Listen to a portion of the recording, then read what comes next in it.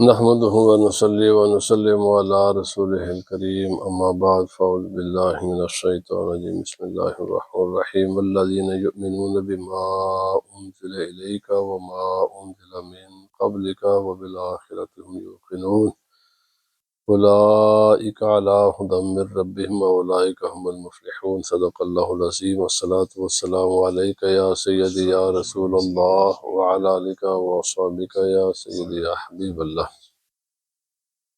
درس قرآن حکیم میں سورہ البقرہ کی 2 آیات میں نے تلاوت کی ہیں، جس کا ترجمہ ہے کہ والذین یؤمنون بما انزل الیک، اور وہ لوگ جو ایمان لائے اس پر جو اتارا گیا آپ سے پہلے، جو آپ کی طرف اتارا گیا اور جو آپ سے پہلے اتارا گیا، وبالآخرۃ هم یوقنون، اور وہ آخرت پر یعنی قیامت کے دن پر یقین رکھتے ہیں۔ اولئک علی ھدی من ربہم واولئک ھم المفلحون، یہی لوگ اپنے رب کی طرف سے ہدایت پر ہیں اور یہی لوگ کامیاب ہیں۔ ہم جانتے ہیں کہ سورہ البقرہ کے آغاز میں اللہ رب العزت نے فرمایا کہ یہ اللہ کی کتاب ہے، بڑی عظیم المرتبت بلند رتبہ کتاب ہے، اور اس میں شک کی کوئی ذرہ برابر گنجائش نہیں۔ اس کا ہر کلمہ، اس کا ہر جملہ، اس کا ہر حرف، اس کی ہر زبر زیر پیش، اس کے ہر چیز سچائی پر مبنی ہے، اور یہ سراپا ہدایت ہے۔ ہدایت کا ایک ایسا سمندر ہے کہ جس کا کوئی کنارہ نہیں ہے، اور یہ سب کے لیے ہدایت ہے، لیکن اس ہدایت سے نفع حاصل کرتے ہیں وہی لوگ کہ جو پرہیزگار ہیں، اللہ سے ڈرنے والے ہیں، متقی ہیں۔ اب سوال یہ تھا کہ متقین کون ہیں؟ تو اللہ پاک نے فرمایا کہ وہ لوگ ہیں جو اندیکھی چیزوں حقائق پر ایمان لاتے ہیں، نماز قائم کرتے ہیں، اور ہمارے دیے میں سے کچھ ہماری راہ میں خرچ کرتے ہیں۔ اور پھر اللہ پاک نے فرمایا وہ ہیں کہ والذین یؤمنون بما انزل الیک وما انزل من قبلک، وہ لوگ ہیں جو ایمان لاتے ہیں اس پر جو آپ کی طرف اتارا گیا۔ نبی پاک صلی اللہ علیہ وسلم کی طرف کیا اتارا گیا؟ قرآن حکیم اور احادیث۔ ایک وحی مطلوب ہے اور ایک وحی غیر مطلوب۔ احادیث بھی من جانب اللہ ہے اور قرآن بھی من جانب اللہ ہے، کیونکہ رسول خدا صلی اللہ علیہ وسلم کو اللہ رب العزت نے 2 چیزوں کی تبلیغ کے لیے، تعلیم کے لیے بھیجا ہے۔ ایک کتاب حکمت ہے، حکمت سے مراد حدیث ہیں، اور کتاب سے مراد قرآن حکیم ہے۔ اور فرمایا وما ینطق عن الہوی ان ہوا الا وحی یوحی، میرا محبوب تو بولتا ہی نہیں ہے اپنی مرضی سے، وہ تو وہی کچھ بولتا ہے جو اس کو اللہ کی طرف سے وحی کی جاتی ہے۔ وحی کی 2 قسمیں، ایک وہ بھی ہے جو نماز میں تلاوت ہوتی ہے، جیسے ابھی ہم نے قرآن پاک پڑھا، اس کو قرآن کہتے ہیں، اسی زبان سے قرآن نکلا ہے، اسی زبان سے احادیث ہے، سنت بھی احادیث بھی اسی زبان سے ہے، تو دونوں پر ایمان لانا ہے۔ قرآن پاک پر بھی، حدیث پر بھی ایمان لانا ہے۔ جو کچھ نبی پاک صلی اللہ علیہ وسلم پر نازل ہوا سب پر ایمان لانا ہے۔ اور فرمایا صرف یہ رسول خدا صلی اللہ علیہ وسلم نہیں، جو آپ سے پہلے انبیاء کرام مرسلین اعظام پر جو کچھ نازل ہوا اس پر بھی ایمان لانا ہے، اور قیامت کے دن پر بھی ایمان رکھنا ہے۔ جو کچھ رسول خدا صلی اللہ علیہ وسلم سے پہلے نازل ہوا اس پر ایمان اجمالی یہ فرض ہے۔ اجمالی کا معنی کیا ہے؟ جو کچھ بھی اللہ رب العزت نے سابقہ انبیاء کرام پر نازل فرمایا نا، کتابیں جو بھی وحی فرمایا وہ سب کے سب سچ ہے، اس میں شک کی ذرہ برابر بھی گنجائش نہیں ہے کہ اگر شک کرے گا وہ آدمی مسلمان نہیں ہے۔ اب سابقہ انبیاء کرام پر اللہ پاک نے کیا نازل کیا؟ کتابیں نازل فرمائے۔ اللہ رب العزت کے نازل کردہ کتابوں کی ٹوٹل تعداد کیا ہے؟ بشمول قرآن حکیم 104 ہے، یعنی 103 کتابیں رسول اللہ صلی اللہ علیہ وسلم سے پہلے انبیاء کرام پر نازل ہوئیں، ان میں سے کچھ حضرت عیسیٰ علیہ السلام اور کچھ پھر حضرت نوح علیہ السلام، حضرت ابراہیم علیہ السلام، حضرت موسیٰ علیہ السلام، حضرت عیسیٰ علیہ السلام پر، اور باقی جو انبیاء کرام پر جو کتابیں نازل ہوئی، اجمالی ایمان ان پر فرض ہے۔ اگر کسی بھی اللہ کی کتاب میں کوئی انسان شک کرے گا جو اللہ نے نازل کیا، وہ آدمی دائرہ اسلام سے خارج ہے۔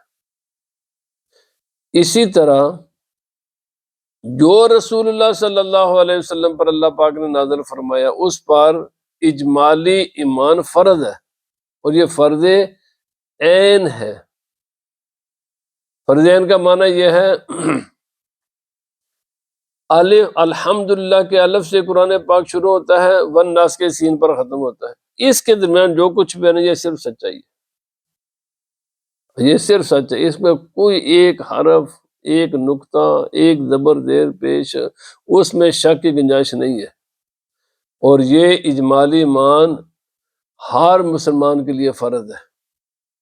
تفصیلی ایمان یہ فرض کفایہ ہے۔ تفصیلی کا مطلب کیا ہے کہ الحمدللہ کے الف سے لے کر والناس کی سین تک جو کچھ لکھا ہوا ہے اس کے اندر اس سب کو جان کر پھر اس کے سچائی پر ایمان لانا یہ فرض کفایہ ہے۔ یہ ہر آدمی پر فرض نہیں ہے، لیکن بحیثیت مجموعی امت پر یہ فرض ہے کہ جانے کہ اس میں کیا ہے۔ یعنی علماء کو تیار کرنا، علماء کا وجود برقرار رکھنا، تعلیمی ادارے قائم کرنا، کتابیں لکھنا، یہ سارے جس چیز سے بھی دین کی حفاظت ہوتی ہے یہ امت پر بحیثیت مجموعی فرض ہے۔ اسی کو فرض کفایہ کہتے ہیں کہ جس کو سب پر اگر سب پر یہ فرض ہو جاتی ہے تو پھر تو دنیا کا نظام بھی نہ چلتا، کیونکہ ہمیں باقی لوگوں، یہ میرا موضوع نہیں ہے۔ مقصد یہ ہے کہ تفصیلی ایمان قرآن حکیم پر، اسی طرح احادیث ہے، تفصیلی ایمان فرض کفایہ ہے، اجمالی ایمان یہ فرض عین ہے۔ اس کے بغیر کوئی آدمی مومن نہیں ہو سکتا جو ان میں ایک ذرہ برابر بھی شک کرے۔ وہ الگ معاملہ ہے، ہم تک جو احادیث پہنچی ہیں، پہنچنے میں جو واسطے ہیں، ان واسطوں کی وجہ سے یا کسی دوسری علت کی وجہ سے ان کے درجات مختلف ہوئے ہیں، لیکن صحابہ کرام کے لیے تو یہ مسئلہ نہیں تھا۔ ان کے لیے تو براہ راست رسول خدا صلی اللہ علیہ وسلم کو دیکھتے تھے، سنتے تھے۔ ان کے لیے ایسے ہی ایمان لانا حدیث پر فرض تھا جیسے قرآن پر فرض ہے۔ ہم پر بھی ایسے ہی ہے، یہ نہیں کہ ہم پر جو معاملہ ہے وہ اس کے ثبوت کے اعتبار سے فرق ہے۔ ہاں، اس اعتبار سے ہم کہیں گے کہ بھائی یہ تو شاید کیونکہ اس میں اتنی ذرا کمزوری آ گئی تو لہٰذا یہ فرض نہیں، یہ اس درجے میں ہوگا، لیکن صحابہ کرام کے لیے ایمان سب فرض تھا۔ صرف قرآن پر ایمان لانا فرض نہیں ہے، رسول خدا صلی اللہ علیہ وسلم کے حدیث پر ایمان لانا بھی فرض ہے۔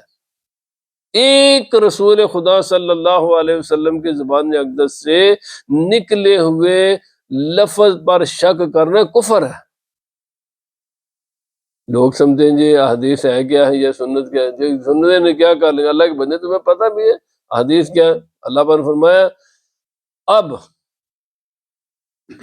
ایک بات تو یہاں پر یہ سمجھنے کی ہے کہ ان آیات میں جو میں نے ابھی تلاوت کی ہیں اس میں ایک بات تو کلیئر، اور صرف یہ ایک آیت نہیں ہے، کم و بیش 40 سے 50 اسی قسم کے مضامین کو بیان کرنے والی قرآن مقدس کی باقی آیات بھی۔ تمام آیات میں ایک چیز مشترک ہے کہ اللہ پاک نے فرمایا ایمان لاتے ہیں اس پر جو نازل ہوا رسول خدا صلی اللہ علیہ وسلم پر، اور جو ایمان لائیں اس پر جو نبی پاک صلی اللہ علیہ وسلم سے پہلے نازل ہوا۔ اب بات سمجھیں، جو پہلے نازل ہوا اس پر ایمان لانا تو آسان ہے،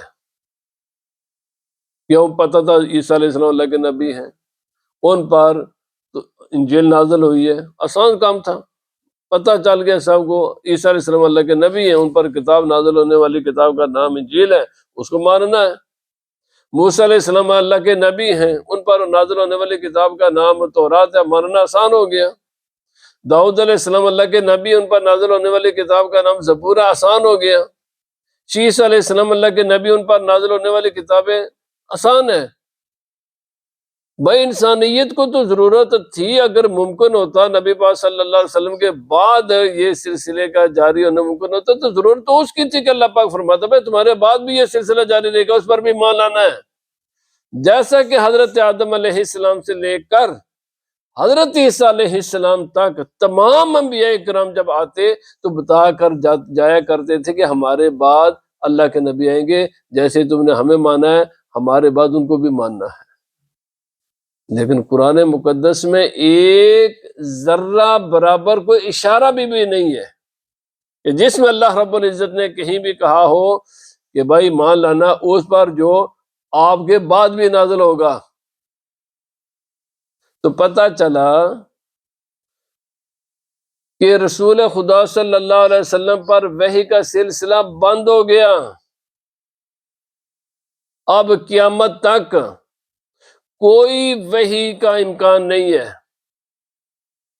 جو آدمی رسول اللہ صلی اللہ علیہ وسلم کے بعد وحی کا آنا، نبوت کا جاری ہونا، نبی کسی کا آنا ممکن مانے، یہ بھی ایک طبقہ ہے جو ممکن مانتا ہے، دیوبندی حضرات ممکن مانتے ہیں، کتابوں میں لکھا ہوا ان کے، اسماعیل دیلوی نے لکھا ہے، تحذیر الناس میں لکھا ہے۔ اور جو مانے کہ ایکچول کوئی ایسا واقعہ ہوا ہے نبی پاک صلی اللہ علیہ وسلم کے بعد، یہ بھی لوگ ہیں، بہائی یہ وہی لوگ ہیں، قادیانی یہ وہی لوگ ہیں، اس قسم کے اور بھی بے شمار لوگ ہیں، یہ سب لوگ دائرہ اسلام سے خارج ہیں۔ جو ممکن مانے یہ کہ آیا تو نہیں لیکن آ سکتا ہے، وہی آئی تو نہیں ہے لیکن آ سکتی ہے، نبی آیا تو نہیں لیکن آنا ممکن ہے۔ بھائی ممکن جب آ گیا تو پھر اس نے کہا ممکن ہے تو میں پھر آ گیا ہوں۔ یہ مجرم لوگ ہیں، انہوں نے ہی مرجئیوں کو راستہ دیا ہے اور آج تک اڑے ہوئے ہیں، آج تک اڑے ہوئے اس مسئلے پر کہ نہیں جی یہ ہو سکتا۔ اللہ کے بندو، اللہ رب العزت نے قرآن مقدس میں کوئی اشارہ بھی کیا ہے، ما کان محمد نبا احد من رجالکم ولکن رسول اللہ وخاتم النبیین۔ اللہ رب العزت نے قرآن پاک میں اعلان کیا ہے کہ نبوت کا دروازہ میں نے بند کر دیا ہے۔ قرآن پاک کی جگہ جگہ اللہ پاک نے اگر ممکن ہوتا، چلو امکان، حضرت سیدنا عیسیٰ علیہ السلام تشریف لائیں گے، آپ رسول اللہ صلی اللہ علیہ وسلم کے بعد کے نبی نہیں ہیں، پہلے سے نبی ہیں، ابھی بھی آپ زندہ ہیں، آپ نے آنا ہے، آپ پر وحی کا نزول، نبوت سب کچھ نبی صلی اللہ علیہ وسلم سے پہلا ہے۔ اور جب آپ آئیں گے تو آپ اپنی شریعت پر عمل نہیں کریں گے، رسول خدا صلی اللہ علیہ وسلم کی شریعت پر عمل کریں۔ نبی پاک صلی اللہ علیہ وسلم نے فرمایا اگر سیدنا موسیٰ علیہ السلام بھی زندہ ہو کر آ جائیں، ان کے لیے بھی سوائے میری شریعت کے ماننے کے علاوہ کوئی چارہ نہیں، کوئی چارہ نہیں ہے۔ نبی پاک صلی اللہ علیہ وسلم پر نبوت کا دروازہ بند ہے، عبد العباد تک اب بند ہے۔ یہ ناممکنات میں سے ہے، محالات میں سے ہے، کیونکہ خدا تعالیٰ کا جب کلید اس کا معنی پھر اللہ تعالیٰ اپنے کلام بدلے گا۔ پھر یا اللہ تعالیٰ نے جو وعدہ فرما دے کہ اب یہ نبوت کا دروازہ بند ہے تو یہ اس کو اللہ تعالیٰ یعنی کیا کیا عقیدے ہیں کہ کیا تم لوگوں کو بتاتے ہو۔ یاد رکھ لے اہل سنت و جماعت اور پوری امت رسول اللہ صلی اللہ علیہ وسلم کا یہ عقیدہ ہے کہ نبوت کا دروازہ عبد العباد تک کے لیے بند ہو گیا ہے۔ اب قیامت تو قضا کے بعد ہے، عبد العباد تک نبی پاک صلی اللہ علیہ وسلم کے بعد کوئی نبی نہیں ہے، آپ خاتم النبیین ہیں۔ اور اس کا ذکر اللہ پاک نے شروع میں فرما دیا والذین یؤمنون بما انزل الیک وما انزل من قبلک۔ اور ابھی میں نے عرض کر یہ وہابیہ بھی، یہ اسماعیل دہلوی نے تقویۃ الایمان میں جو کچھ بکواسات کی ہیں وہ پڑھ کر دیکھ لیں، کیا کیا اس نے بکواسات کی ہے اس کتاب میں۔ اللہ چاہے تو لفظ ایک یعنی کروڑوں محمد اور علی پیدا کر دے، ظالم یعنی یہ لوگ، یہ ہیں وہ لوگ جنہوں نے مرضیوں کے لیے راستہ ہموار کیا ہے۔ ہمارے لوگ کہتے ہیں جی کیا ہے جی، کوئی بات ہی نہیں ہے جی، مسئلہ ہی کوئی بھی نہیں۔ تمہیں پتہ ہے علماء پاگل ہیں جو اپنی پوری محنت کے جو بھائی تمہارے ایمانوں کی حفاظت کرتے ہیں، بچاؤ اپنا ایمان۔ ہاں علماء اس بات کی آپ کا رائٹ ہے، ہر آدمی کا یہ رائٹ ہے پوچھنا، جو کہتے ہیں اس کا کوئی ثبوت بھی ہے کہ نہیں، یہ پوچھنا آپ کا رائٹ ہے۔ اگر ثبوت ہے تو پھر آپ نے ایمان کی حفاظت کرنا آپ کی ذمہ داری ہے۔ علماء کا کام اتنے کہ بتا دینا بھائی ان ایسے برے لوگوں سے جو ہیر پھیر کر کے لوگوں کو مغالطے دے دے کر لوگوں کے ایمان پر حملہ آور ہوتے ہیں، بچو ان سے، بچو ان سے۔ میرے بھائی کل بھی میں نے درس دیا تھا، کسی کا کتابیں لکھنا، بڑی بڑی کتابیں لکھنا، یہ تقریریں کرنا، ہزار او بھائی اس قسم کے نبی وسلم کے زمانے میں بھی لوگ تھے، ہر زمانے میں ہیں، ہر زمانے میں رہیں گے۔ یہ کتابیں یا اس قسم کی چیزیں کسی حقانیت کی دلیل نہیں ہوتی۔ پھر حضرت ابوبکر صدیق رضی اللہ تعالیٰ عنہ نے کتنی کتابیں لکھی ہیں، ہاں جی ان کے بڑے مدرسے ہیں، ان کی بڑی کتابیں ہیں۔ تو میرے بھائی مجھے بتاؤ حضرت ابوبکر صدیق نے کتنی کتابیں لکھی ہیں، حضرت عمر فاروق نے کتنی کتابیں لکھی ہیں، حضرت عثمان غنی نے کتنی کتابیں لکھی ہیں، حضرت علی نے کیا لکھا ہے؟ پھر کتابوں کی بنیاد پر، مدرسوں کی بنیاد پر اگر فیصلہ کریں گے تو ان کے کتنے مدرسے تھے؟ اللہ کے بندو، حق کا تعلق نہ کتابوں کے ساتھ ہے، نہ مسجدوں کے ساتھ ہے، نہ مدرسوں کے ساتھ ہے۔ حق وہ ہے جو رسول خدا صلی اللہ علیہ وسلم پر نازل ہوا ہے۔ حق وہ ہے کہ جو اللہ رب العزت نے نازل کیا ہے قرآن حکیم کی شکل میں، اس میں جو ڈنڈی مارے گا وہ باطل ہے، جو اس کے مطابق رہے گا وہ حق ہے۔ حق کا تعلق کسی کتاب یا مدرسے مسجدوں کے ساتھ نہیں ہے، حق کا تعلق وحی خدا تعالیٰ کے ساتھ ہے۔ تو فرمایا والذین یؤمنون بما انزل الیک وما انزل من قبلک وبالآخرۃ هم یوقنون، یہ وہ آیات ہیں۔ تو اس لیے عقیدہ ختم نبوت یہ دین کے بنیادی عقائد میں سے عقیدہ ہے، اور یہ ضروریات دین میں سے ہے۔ ضروریات دین کا معنی ہوتا ہے کہ عام انسان، عالم، جاہل، شہری، دیہاتی، جو کہاں کا بھی رہنے والا ہے، اس کو اور چیز، بعض وہ چیزیں ہیں جو ضروریات اس کو مانا کہ یہ ضروری عقیدہ ہے، ہر ایک کو اس کا علم ہے۔ جس طرح خنزیر کھانا جو مسلمان کو اس کو پتہ ہے خنزیر حرام ہے، جو مسلمان اس کو پتہ ہے شراب حرام ہے، جو مسلمان اس کو پتہ بت کو سجدہ کرنا حرام ہے، اسی طرح جو مسلمان اس کو پتہ رسول خدا صلی اللہ علیہ وسلم پر نبوت کا دروازہ بند ہے، یہ ضروریات دین میں سے ہے۔ جو اس عقیدے کے خلاف ہیر پھیر کرے گا یا کسی بھی امام کو انبیاء کرام سے افضل کہے یا انہیں معصوم سمجھے کہ وہ ہر خطا سے پاک ہیں، خطا سے پاک صرف انبیاء کرام ہوتے ہیں، معصوم عن الخطا صرف انبیاء کرام ہوتے ہیں، انبیاء کرام کے سوا کوئی معصوم نہیں ہوتا۔ اور کوئی بھی انسان کسی بھی غیر نبی کو اگر نبی سے افضل مانے گا دائرہ اسلام سے خارج ہے۔ آپ جانتے وہاں یہاں پر ایک سید زادہ وہ کہتے ہیں میں حضرت فاطمہ کو پورے نظم کائنات میں سے نبی پاک کے علاوہ ساری کائنات سے افضل ہوں۔ کفریہ لفظ ہے، نبی صلی اللہ علیہ وسلم کو مستثنا کر کے باقی انبیاء کرام سے بھی افضل۔ اللہ کے بندو، کسی بھی غیر نبی کو نبی سے افضل ماننا کفر ہے۔ اور ہمارے لوگ پھر بھی، اور یہاں پر ایسے یعنی 2 نمبر قسم کے مولوی پیر ہیں کہ پھر بھی جناب انہیں کے اللہ کے اور بچنا چاہیے، ایسے لوگوں سے بچنا چاہیے۔ مولوی کے روپ میں، مسجدوں کے روپ میں بے شمار راہزن موجود ہیں۔ ہر مولوی یا ہر مسجد سے ہدایت نہیں ملتی، ہدایت وہ ہے جو رسول خدا صلی اللہ علیہ وسلم کا وفادار ہے۔ وہ چیز جو وہ قرآن حکیم کی تعلیمات، وہ قرآن پاک کے معانی جس پر صحابہ اکرام کا اجماع ہے، جو معنی صحابہ اکرام سمجھے ہیں، صحابہ اکرام سے لے کر آج تک 1400 سال تک پوری امت کے علماء اہل سنت نے جو چیزیں اپنی کتابوں میں بیان کی ہیں، حق صرف وہ ہے۔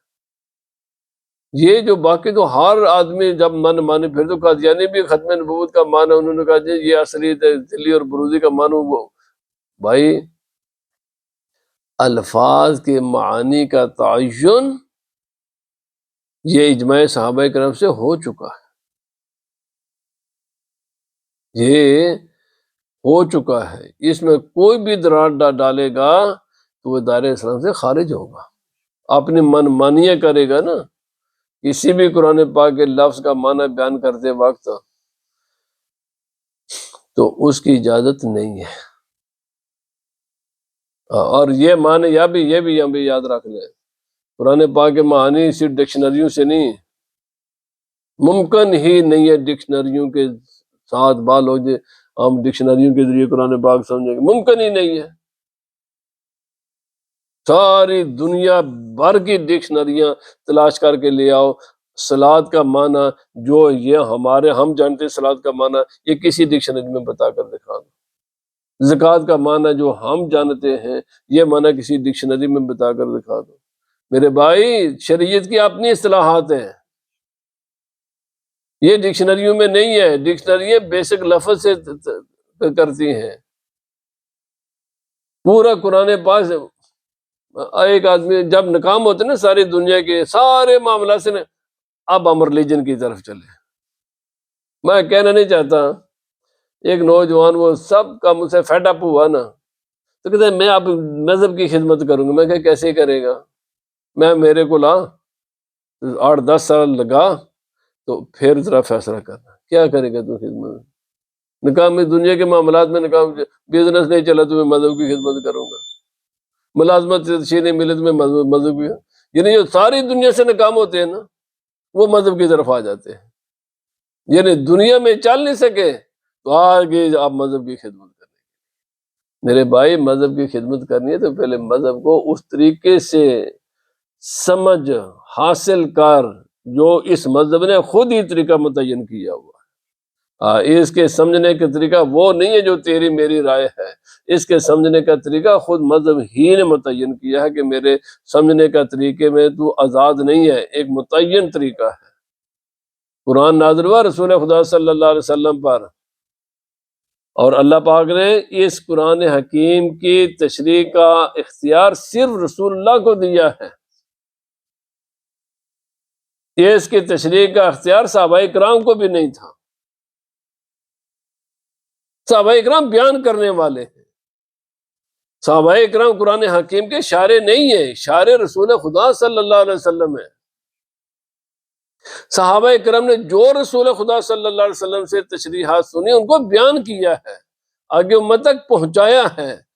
کسی بھی قرآن پاک کے لفظ کی تشریح صحابہ اکرام نہیں کرتے تھے، تشریح نبی پاک صلی اللہ علیہ وسلم نے کی، جو نبی پاک صلی اللہ علیہ وسلم سے انہوں نے سنا دیکھا پھر وہ ہم تک پہنچایا ہے۔ ڈکشنریوں سے قرآن پاک نہیں سمجھ آتا، نہ حدیث، دین کے اپنی اصطلاحات ہیں، دین کے اپنے مفاہیم۔ تو اس لیے آخری بات، لوگ کہتے ہیں پریشانی ہے، میں آپ کو بتاؤں چند ایک میں آج باتیں بتانے لگو، یاد رکھیں، جو انسان ان پر عمل کرے گا انشاءاللہ العزیز، انشاءاللہ العزیز پورے یقین کے ساتھ، پورے ایمان کے ساتھ اگر ان چیزوں پر عمل کرے گا تو انشاءاللہ جو تقدیر مبرم ہے اس کو کوئی ٹال نہیں سکتا، اس سے کم جو دنیا کے پریشانیاں ہیں اللہ تعالیٰ بندے کو نجات عطا فرماتا ہے۔ وہ کیا ہے؟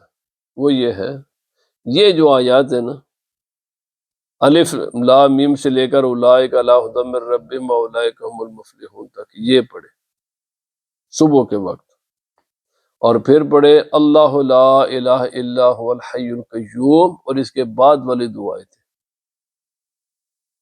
اور پھر پڑھے آمن الرسول بما انزل الیہ، اسی صورت کی آخری دو آیات، اور پھر تلاوت کرے 3 مرتبہ قل هو اللہ احد، سورۃ فاتحہ بھی پڑھ لے، اور 3 مرتبہ قل اعوذ برب الفلق، اور 3 مرتبہ قل اعوذ برب الناس، اور بھی ہیں، اور ہر جمعے کے دن سورہ الکہف کی تلاوت کریں، 3 مرتبہ صبح، نہ 1 مرتبہ صبح، 1 مرتبہ شام کو، یہ وظیفہ کرے ان آیات کا۔ 4 یہ آیتیں اولئک علی ھدی من ربہم واولئک هم المفلحون تک، آیت الکرسی اور 2 بعد والی آیتیں، 3 وہ آیتیں، اور اسی صورت کی آخری 2 آیتیں، بڑا آسان سا، قل هو اللہ احد، قل اعوذ برب الفلق، قل اعوذ برب الناس، اور سورہ الحمد شریف بھی پڑھے، انشاءاللہ دنیا کی پریشانیوں سے نہیں، ہر قسم کے بلاؤں سے، وباؤں سے، ہر قسم کے یہ جو روحانی، یہ شیطانی قوتیں ہیں، اور کئی قسم کے انسان کی زندگی کے جو مسائل ہیں، اللہ تعالیٰ اس بندے کو ان تمام پریشانیوں سے محفوظ رکھتا ہے۔ جن چیزوں کے پیچھے ہم بھاگتے ہیں نا، میں نے اپنی زندگی میں 1 یا 2 نہیں، ان گنت لوگوں کو جن کے پاس دولت بھی ہے، ڈگریاں بھی ہے، سب کچھ ہے، لیکن ان کے گھروں میں سکون نہیں، یقین کریں روتے ہیں لوگ، روتے ہیں، میں ویسے ہی کوئی مبالغہ نہیں کر رہا، ریئلی روتے ہیں، فزیکل میں نے روتے ہوئے دیکھا، نہ ان کی دولت ان کو سکون دے سکے، نہ اس کی اچھی جاب ان کو کوئی سکون دے سکے، نہ ان کی ڈگری ان کو سکون دے سکا، کوئی چیز۔ اور میرے بھائی، جن چیزوں میں تم سکون تلاش کرتے نا، وہاں خدا نے سکون رکھا ہی نہیں ہے۔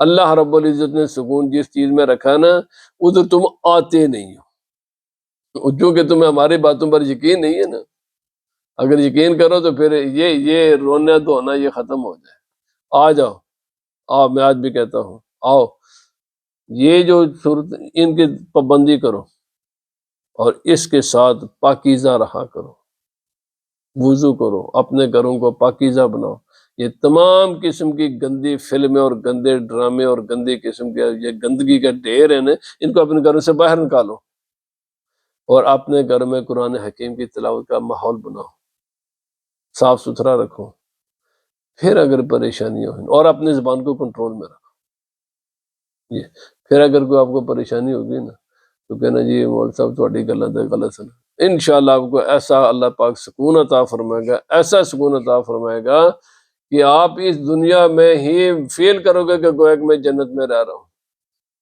ہاں، لیکن یہ ہے کہ آپ کو خدا کی طرف رجوع کرنا پڑے گا، آپ کو قرآن حکیم کے ساتھ اپنا تعلق زیادہ نہیں کر سکتے تو یہ تو کر لو، اور یہ میں نہیں کہہ رہا، اٹھائیں تفاسیر میں بڑی تفصیل ہے، میں نے تو اس کا خلاصہ عرض کیا نا، یہ وہ آیات ہیں کہ جس کو پڑھنے سے اللہ تعالیٰ ما سوائے جو تقدیر مبرم ہے، جو خدا تعالیٰ کے اٹل فیصلے ہیں، ان کے سے علاوہ تمام جو پریشانیاں ہیں اللہ تعالیٰ بندے کی دور فرما دیتا ہے۔ موت اپنے وقت پر آنی ہی آنی ہے، اس کو کوئی چیز کائنات کی نہیں ٹال سکتی، بڑھاپے نے اپنے وقت پر آنا ہی آنا، اس کو کوئی چیز نہیں ٹال سکتی، لیکن ان چیزوں سے کم کی جو پریشانی ہے اللہ تعالیٰ دور فرما دے گا۔ کتنا بات ہے یار، روزانہ 10 منٹ بھی نہیں لگتے، صبح اٹھو ان چیزوں کی تلاوت کر لو، شام کے وقت بھی سونے سے پہلے ان کی تلاوت کر لو، اللہ تعالیٰ کے رحمتیں، رات بھی ساری رات سوئے ہوئے پھر بھی اللہ کی میٹھی نیند آئے گی، سب پریشانیاں دور، اور بہترین دن گزرے گا، سب پریشانیاں دور۔ ان آیات کی تلاوت کو اپنا وظیفہ بنا، اللہ پاک مجھے بھی آپ کو بھی عمل کی توفیق عطا فرمائے، وما علینا الا البلاغ۔